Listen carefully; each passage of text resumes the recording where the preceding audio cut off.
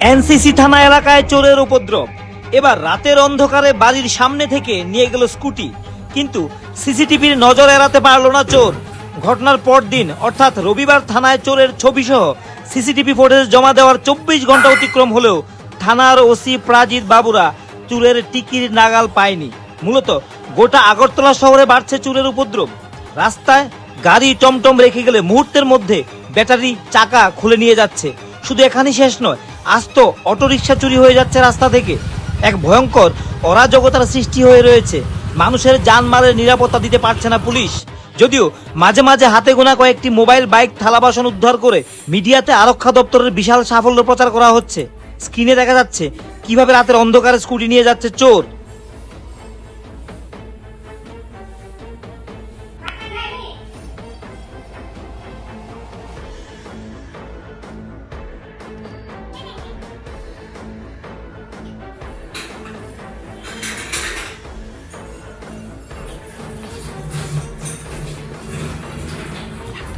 আপনারা দেখতে পাচ্ছেন রাতের অন্ধকারে কিভাবে স্কুটি চুরি করে নিয়ে যাচ্ছে চোর। স্কুটিটির নম্বর TR01AF8852। এই নম্বরের স্কুটিটি চুরি হয়ে গেছে। ঘটনাটি ঘটেছে আগরতলা বরজলা মিশ্রপাড়া এলাকায়। ভিডিওটি শেষে আমরা শোনাবো কেন রাস্তায় স্কুটি রাখতে বাধ্য হলেন মালিক এবং কিভাবে চুরি সংঘটিত হয়েছে। এর নেপথ্যে কি রয়েছে আমরা শোনাচ্ছি এই প্রতিবেদনে।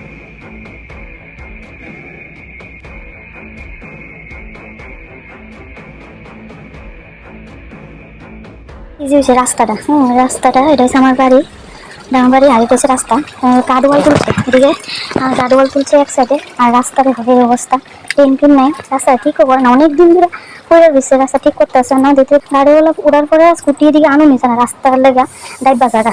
আমরা স্কুটি 4 জনের স্কুটি, আমার হাজবেন্ডের, আমার ছেলে আর আমার একটা বাগিনা, তারপরে আমার পাশের বাড়ি একটা ছেলে। 4টা স্কুটি আসলে না, তো 4টা স্কুটির দিকে আমার হাজবেন্ডের স্কুটি নিচ্ছে, কারণ তারা সবটি স্কুটি ট্রাই করছে।